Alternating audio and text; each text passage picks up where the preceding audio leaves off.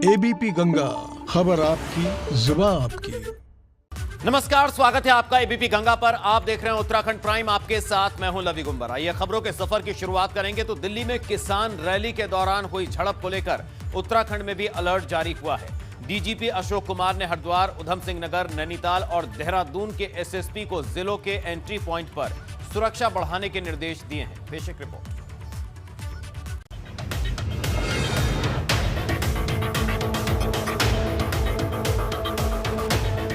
दिल्ली में किसान आंदोलन के दौरान हुए बवाल के बाद उत्तराखंड में हाई अलर्ट है। डीजीपी अशोक कुमार ने देहरादून, हरिद्वार, उधम सिंह नगर और नैनीताल के एसएसपी से बात की। इन सभी जिलों में बॉर्डर पर चौकसी बढ़ाने के निर्देश दिए गए। कुछ रूमर्स भी फैलाई गई कल उधम सिंह नगर जिले में, उसको भी हमने काउंटर किया। हमने उधम सिंह नगर को विशेष रूप से अलर्ट किया, बाकी तीनों जिलों में भी नीचे के अलर्ट जारी किया था और स्थिति हमारे यहाँ सामान्य है। और बाकी ये जरूर है कि जो भी किसी भी रूप में हिंसा करेगा उसको कोई माफी नहीं है। सीएम त्रिवेंद्र सिंह रावत ने घटना की निंदा की। मुख्यमंत्री का मानना है कि इसके पीछे पड़ोसी मुल्क की साजिश भी हो सकती है। किसान आंदोलन ऐसा लगता है जैसे कांग्रेस का आंदोलन हो गया है। साथ ही इसमें जो तमाम ऐसी शक्तियां जिन्होंने सीएए का विरोध किया, जिन्होंने जीएसटी का विरोध किया, ऐसी टोटल जो एंटी लॉबी है, छोटे छोटे जो धड़े हैं, तमाम जो लेफ्टिस्ट लोग हैं, और अब तो पाकिस्तान के इन्वॉल्वमेंट के भी सबूत सामने आए हैं। उत्तराखंड के बॉर्डर यूपी से लगते हैं। उधम सिंह नगर से तो बड़ी संख्या में किसान आंदोलन में शामिल होने के लिए पहुंचे हैं। हालात अब न बिगड़े, इसके लिए पुलिस पहले से ही चौकन्नी है। सुरक्षा व्यवस्था को लेकर खुफिया एजेंसियों को भी अलर्ट कर दिया गया। एबीपी गंगा के लिए देहरादून से विनोद कुमार की रिपोर्ट। तो दिल्ली में किसानों की ट्रैक्टर परेड के बाद हुई झड़प को लेकर रुद्रपुर में भी अलर्ट है। पुलिस की तरफ से यूपी से लगते बॉर्डर पर सुरक्षा बढ़ा दी गई है। बॉर्डर पर बड़ी संख्या में पुलिस फोर्स की तैनाती की गई है। रामपुर बॉर्डर और काशीपुर रोड स्थित टिपटिबा को जाने वाली सड़क पर फोर्स तैनात की गई। इसके अलावा उत्तर प्रदेश बॉर्डर पर स्थित रुद्रा बिलास पुलिस चौकी पर पुलिस की तैनाती की गई के संबंध में हमारे यहाँ अलर्ट जारी हो रखा है। तो हमारे यहाँ जितने भी पॉइंट्स हैं सब पे फोर्स नियुक्त किया गया है और बाकायदा इसकी सोशल मॉनिटरिंग भी की जा रही है। मेरी सबसे अपील है कि कृपया अफवाह न फैलाएं।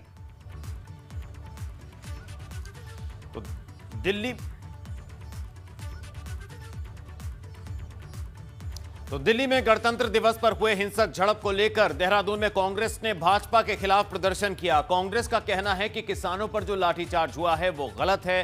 कांग्रेस कार्यकर्ताओं ने पुतला जलाकर विरोध जताया।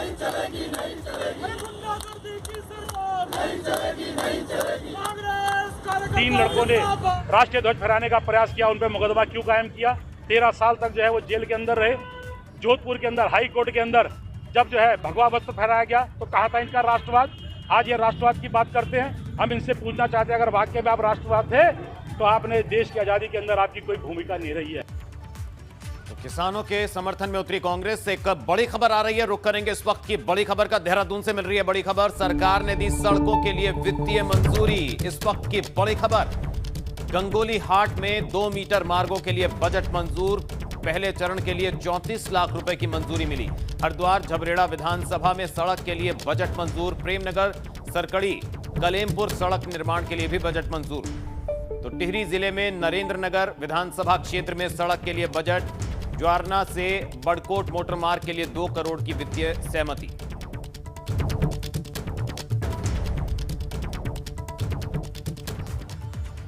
वहीं सीएम त्रिवेंद्र सिंह रावत ने सल्ट पहुंचकर सुरेंद्र सिंह जीना को श्रद्धांजलि दी। जीना को याद कर सीएम भावुक हो गए। मुख्यमंत्री ने सुरेंद्र सिंह जीना के नाम से कॉलेज बनाने की घोषणा की है। सल्ट विधानसभा में सियासी सरगर्मियां बढ़ने लगी। बुधवार को मुख्यमंत्री त्रिवेंद्र सिंह रावत सल्ट के दौरे पर रहे। सबसे पहले मुख्यमंत्री ने हरडा में आयोजित सभा के दौरान सुरेंद्र सिंह जीना को श्रद्धांजलि दी। इसके बाद मुख्यमंत्री ने सुरेंद्र जीना के साथ बिताए हुए कुछ पलों को याद किया। इस श्रद्धांजलि सभा में मुझे इसके बारे में अवगत कराना चाहिए। मैं अंत में आपसे कहना चाहूँगा, सुरेंद्र हमारे छोटे भाई की तरह था। जब उसको याद करते हैं तो मुझे मेरा पैर छूना अच्छा नहीं लगता। इस मौके पर सीएम त्रिवेंद्र सिंह रावत ने सुरेंद्र सिंह जीना के नाम पर कॉलेज का नाम रखने की घोषणा की। इसके साथ ही सीएम ने कहा कि मरचूला में पर्यटन के लिहाज से कई जरूरी काम किए जाएंगे। उनकी स्मृति में जो स्नातकोत्तर महाविद्यालय है उनके नाम से होगा। उसमें एक उनकी याद में एक स्मृति, उनकी प्रतिमा वहाँ पर स्थापित करेंगे। कुछ सड़कों की घोषणाएं हैं जो हमने एक एडवेंचर स्पोर्ट्स पर हम लोगों ने विशेष फोकस कर रहे हैं, क्योंकि यूएनओ की रिपोर्ट है कि आने वाले समय में एडवेंचर का क्षेत्र ये सबसे ज़्यादा रोजगार देने वाला होगा। तो हमने उसके पिछले 1 साल में हमने काफ़ी जगह पर उसके परीक्षण किए हैं, अल्मोड़ा जिले में भी किया है। सुरेंद्र सिंह जीना सल्ट विधानसभा से भाजपा विधायक थे। कोरोना की वजह से दिल्ली में उनका निधन हो गया था। उनके निधन के कुछ दिनों पहले ही उनकी पत्नी की भी मौत हुई थी। अब सल्ट विधानसभा पर उपचुनाव कराने की तैयारी हो रही है। जाहिर है चुनावी सरगर्मियां बढ़ गई। एबीपी गंगा के लिए सल्ट से दानिश खान की रिपोर्ट। तो सल्ट विधानसभा में उपचुनाव होना है। परिवहन मंत्री यशपाल आर्य को सल्ट चुनाव का प्रभारी बनाया गया है। यशपाल आर्य ने कहा कि भाजपा को पूरा भरोसा है कि सल्ट सीट इस बार भी उन्हीं के खाते में जाएगी। सुरेंद्र सिंह जीना की जो असामयिक मौत हुई, अकस्मात मृत्यु हुई है, उससे पूरा उत्तराखंड दुखी भी है और जो उनका योगदान है उसको हम भुला भी नहीं सकते हैं। सल्ट की विधानसभा में उन्होंने बहुत सारे काम किए हैं, लेकिन कई काम उनके अधूरे हैं। उसको पूरा करने की जिम्मेदारी हम सभी की है, सरकार की है।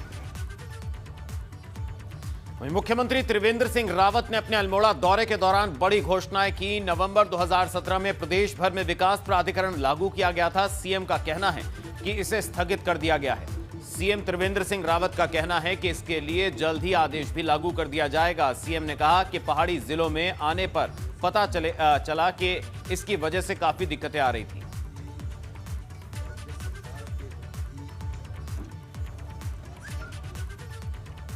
तो सीएम त्रिवेंद्र सिंह रावत का बड़ा ऐलान, विकास प्राधिकरण का फैसला स्थगित।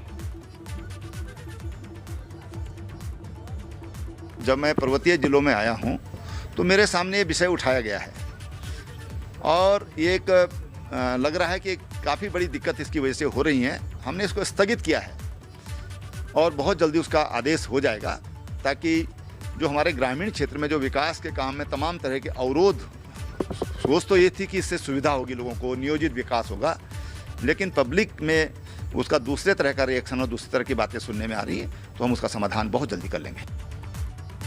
वहीं मुख्यमंत्री त्रिवेंद्र सिंह रावत गुरुवार को पौड़ी के दौरे पर रहेंगे। इस दौरान सीएम कंडोलिया पार्क का उद्घाटन करेंगे। सीएम के दौरे के पहले डीएम ने कंडोलिया पार्क का निरीक्षण किया। मुख्यमंत्री का पौड़ी में 28 और 29 जनवरी को 2 दिन का कार्यक्रम है, जिसे लेकर तैयारियां पूरी कर ली गई हैं।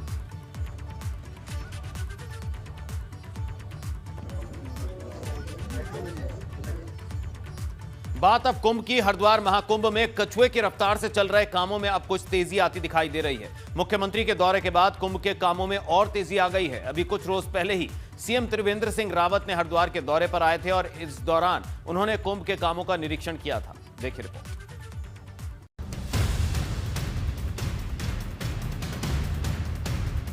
हरिद्वार में सीएम त्रिवेंद्र रावत के दौरे के बाद अधूरे पड़े कुंभ के कामों में तेजी आ गई है। महाकुंभ के आधे अधूरे पड़े कामों को पूरा करने में अब मेला प्रशासन ने तेजी दिखानी शुरू कर दी है।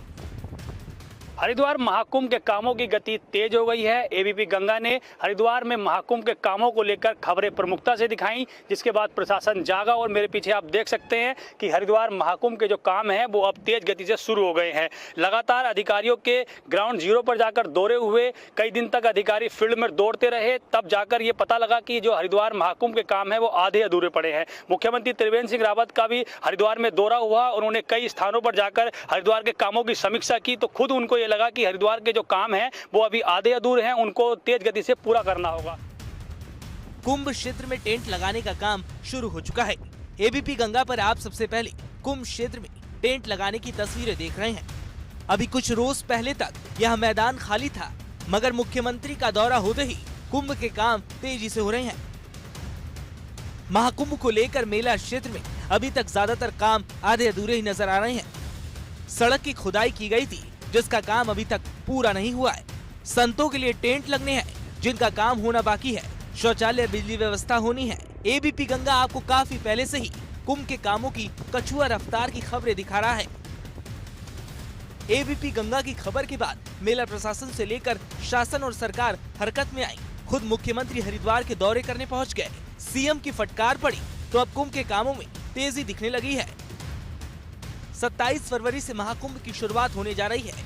समय कम रह गया है, कामों में तेजी तो देखी जा रही है, मगर बड़ा सवाल ये है कि आखिरकार इतने कम समय में क्या कुंभ के काम पूरे हो जाएंगे।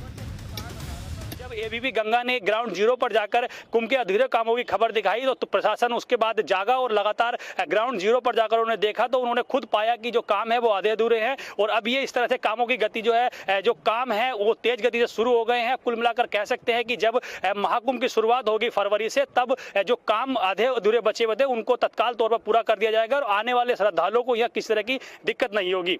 हरिद्वार से अपने सहयोगी संजय कुमार के साथ पंकज राणा, एबीपी गंगा।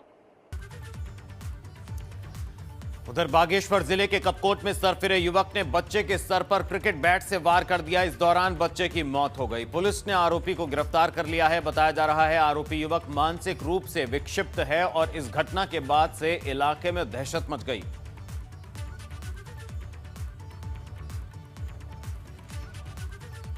बागेश्वर से यह खबर, क्रिकेट बैट से ली बच्चे की जान। सूचना मिली पुलिस को, थाना पुलिस को, कि वहां पर एक बच्चे को किसी व्यक्ति ने मार दिया है और जिससे लास्ट में उसको इलाज के लिए ले जाते वक्त उसकी मृत्यु हो गई है।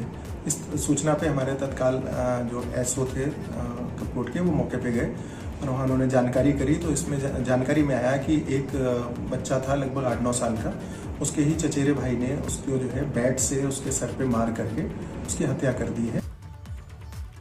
उधर हरिद्वार के लक्सर में खेतों में पानी देने को लेकर हुए विवाद में दो गुटों के बीच मारपीट हो गई और बात इस कदर बढ़ी कि दोनों पक्षों के बीच लाठी डंडे चलने लगे। इसके साथ ही धारदार हथियार से भी हमला किया गया। आरोप यह भी है कि एक गुट ने फायरिंग भी की है, जो एक शख्स को लग गई और वारदात की जानकारी के बाद पुलिस मौके पर पहुंची और पुलिस मामले की छानबीन कर रही है। के बीच झगड़े की सूचना पर हम सभी यहाँ आए हैं। अभी घटनाक्रम से जुड़े हुए तथ्यों के बारे में जानकारी जुटाई जा रही है। जो भी तथ्य प्रकाश में आएंगे उसके आधार पर सभी संबंधित के विरुद्ध अग्रिम विधिक कार्रवाई अमल में लाई। वहीं उत्तरकाशी में नशे के खिलाफ चल रहे पुलिस के अभियान को बड़ी सफलता मिली है। पुलिस ने करीब 3 किलो चरस के साथ एक शख्स को गिरफ्तार किया है। आरोपी ने पूछताछ में यह बताया कि वो इस चरस को विकास नगर से किसी शख्स के लिए लेकर आया था।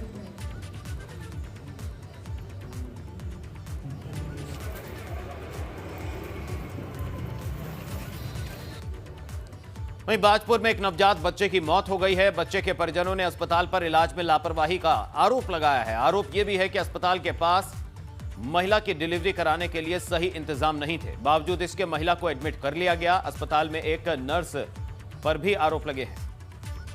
ये यहाँ के एक निजी अस्पताल में कल रात को 11 बजे इनको भर्ती किया गया था। इनको प्रसव पीड़ा हो रही थी।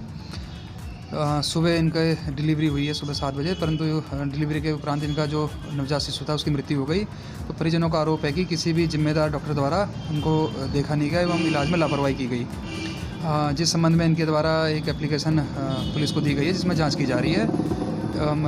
जो मृत बच्चा है उसमें भी पंचायतनामा आदि की कार्रवाई की जा रही है। ये यहाँ पर एक नर्स हैं रूबी नाम की, ठीक है। उन्होंने ये कहा था कि इनके जो है अल्ट्रासाउंड देख करके मतलब बताया था कि उनके पेट में जो है पानी की कमी है और बच्चा उल्टा है। तो मैंने कहा नर्स, मैंने कहा ये बताइए, मैंने कहा आप क्या करना है? तो कह रही कुछ नहीं, हो जाएगी नॉर्मल डिलीवरी। तो मैंने कहा आप देख लीजिए, अगर बस में है तो मैंने कहा आप कर दीजिए। तो कह रही नहीं कोई दिक्कत नहीं है। तो मैंने कहा कोई डॉक्टर वगैरह कुछ? कह रही नहीं, डॉक्टर आ रहे हैं, अभी आ रहे हैं, अभी आ रहे हैं, अभी आ रहे हैं, लेकिन कोई नहीं आया। उसके बाद जब सुबह के टाइम जब डिलीवरी हुई है तो बच्चा जो है तुरंत ख़त्म हो गया था। तो आप क्या मांगते हैं? कि आज ये हमारे साथ हुआ है, आगे जो है कभी किसी के साथ मैं उत्तराखंड प्राइम खबर जोशीमठ से, जहां गौरम गांव के ग्रामीणों ने जोरदार प्रदर्शन किया। आपको बता दें, लोगों का कहना है कि गांव को जोड़ने वाले रास्ते पर विभाग ने शव गृह बना दिया है, जिससे वहां से गुजरने में लोगों को दिक्कतें आ रही हैं। यही नहीं, छोटे बच्चे स्कूल जाते समय भी डरते हैं और इसको लेकर ग्रामीणों ने विरोध जताया।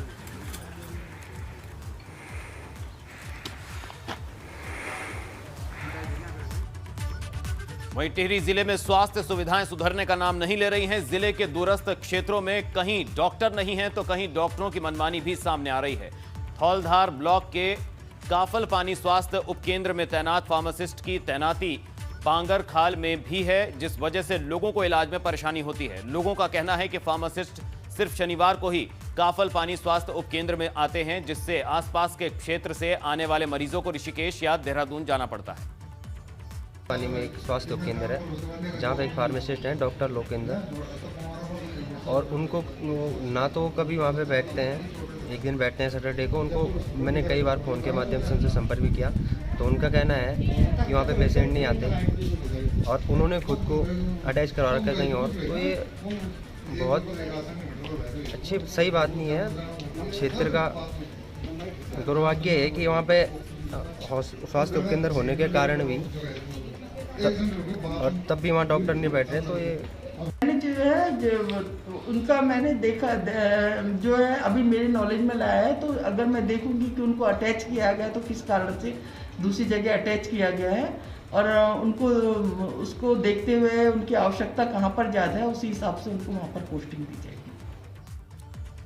वहीं पिथौरागढ़ में डीएम ने निर्माणाधीन सड़क योजनाओं की समीक्षा बैठक की। डीएम का कहना है कि पीएमजीएसवाई के तहत 631 किलोमीटर लंबी सड़क बन रही है, मगर सड़क का काम मानकों के मुताबिक नहीं हो रहा है। डीएम का कहना है कि पहले कोरोना की वजह से लेबर ना मिलने से सड़क का काम बाधित रहा, वहीं अब शासन से मिलने वाली धनराशि की वजह से काम बाधित हो रहा है। डीएम ने कहा कि अगली बैठक तक तमाम काम 75% तक पूरे हो जाने चाहिए। समीक्षा में ये पाया गया है कि 631 किलोमीटर का लक्ष्य 20 सूत्री कार्यक्रम में पीएमजीएसवाई को प्राप्त हुआ है, लेकिन उनका जो प्रगति है वो मानक के अनुरूप सही अभी नहीं चल रहा है। उसके लिए उन्होंने 2 कारण सूचित किया है। उसमें प्रमुखता से कोरोना काल में जो लेबर का अनुपलब्धता था उसको उन्होंने अपना प्रमुख कारण बनाया है, जिसके वजह से कार्य की प्रगति अपेक्षा के अनुरूप नहीं आ पाया था। इसी बीच बड़ी खबर देहरादून से आ रही है। इस वक्त की बड़ी खबर उत्तरकाशी जिला पंचायत में फर्जीवाड़े का मामला। जिला पंचायत अध्यक्ष की होगी उच्च स्तरीय जांच। गढ़वाल कमिश्नर करेंगे मामले की जांच। जिला पंचायत अध्यक्ष दीपक बिजवाण का आरोप। तो जिला पंचायत अध्यक्ष पर वित्तीय अनियमितताओं का आरोप लगा है। इस वक्त की बड़ी खबर।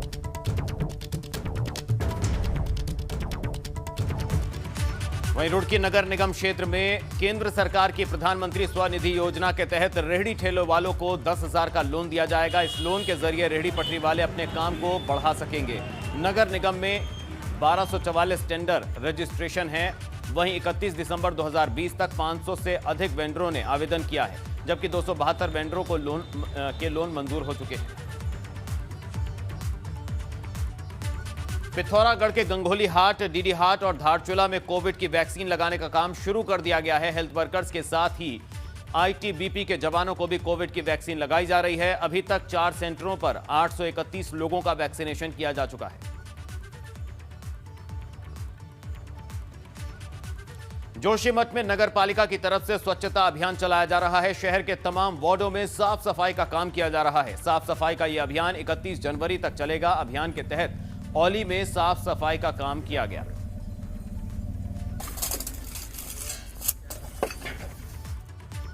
वहीं दिल्ली से चली सेना की मशाल यात्रा रुद्रप्रयाग पहुंची। इस दौरान भारत पाकिस्तान युद्ध में शहीद हुए सैनिकों को मराठा रेजिमेंट की ओर से श्रद्धांजलि दी गई। इसके साथ ही शहीदों की याद में निकाली गई मशाल यात्रा का भव्य स्वागत किया गया।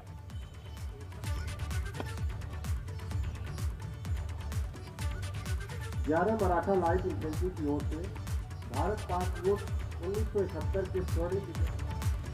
वहीं औली में करोड़ों की लागत से खरीदी गई आर्टिफिशियल स्नो मेकिंग मशीन भी स्कीइंग चैंपियनशिप के लिए बर्फ नहीं बना पा रही है। दरअसल बर्फ बनाने के लिए जो तापमान चाहिए वो मिल ही नहीं पा रहा है, जिससे बर्फ बनाने में परेशानी हो रही है।